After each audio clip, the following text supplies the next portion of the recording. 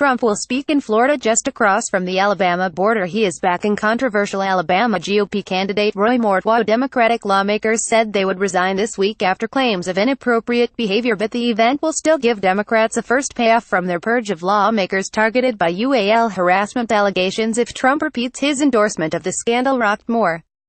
The sweeping away of Sen. Franken and Rep. John Conyers this week after claims of inappropriate behavior against them cleared the way for Democrats to argue that their party takes the MeToo movement seriously, and to charge that the GOP offers a haven to alleged perpetrators. I, of all people, am aware that there is some irony in the fact that I am leaving while a man who has bragged on tape about his history of UAL assault sits in the Oval Office, and a man who has repeatedly preyed on young girls' campaigns for the Senate with the support of his party, Franken said Thursday, referring to Trump and Moore. The Democrats' strategy will go into overdrive if Moore creates a massive political headache for GOP leaders in Washington by winning the special election on Tuesday, but Trump's rally gives it an early test run. Trump will hold one of his boisterous, colorful and unpredictable rallies in Pensacola, the waterfront city in the Florida Panhandle that shares a media market with Mobile, Alabama.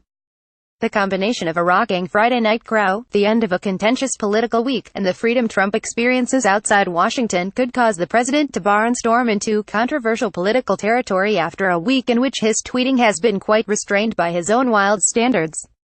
Pensacola offers Trump a veneer of deniability that he is campaigning rectly for the controversial Moore, but also allows him to reach out directly to his grassroots voters in Alabama, in a bid to swell turnout in Tuesday's election. Trump is wildly popular in the deep red state. He crushed his rivals in the 2016 GOP primary by more than 20% and beat Hillary Clinton by nearly 30 points there in the general election.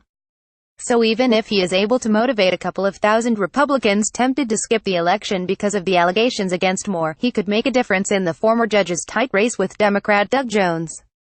Trump caused uproar last week when he told reporters that the Republican candidate totally denies the allegations against him even after GOP leaders in Washington effectively disowned their candidate and said that they believed his accusers. Trump went all in this week, arguing that he could not afford for the already narrow to-a-vote Republican majority in the Senate to be further whittled down.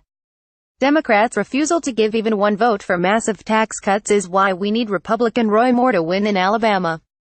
We need his vote on stopping crime, illegal immigration, border wall, military, pro-life, VA, judges' Second Amendment and more. No to Jones, a Pelosi-Schumer puppet. Trump tweeted on Monday. Putting Pelosi-Schumer liberal puppet Jones into office in Alabama would hurt our great Republican agenda of low on taxes, tough on crime, strong on military and borders.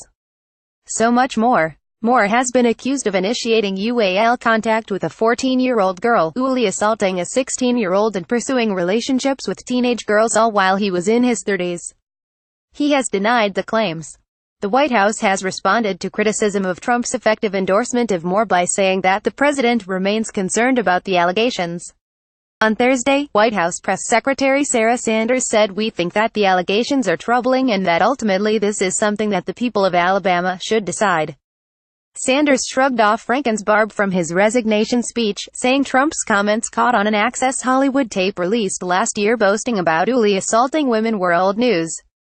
The president addressed the comments back during the campaign, Sanders said Thursday. "We feel strongly that the people of this country also addressed that when they elected Donald Trump to be president.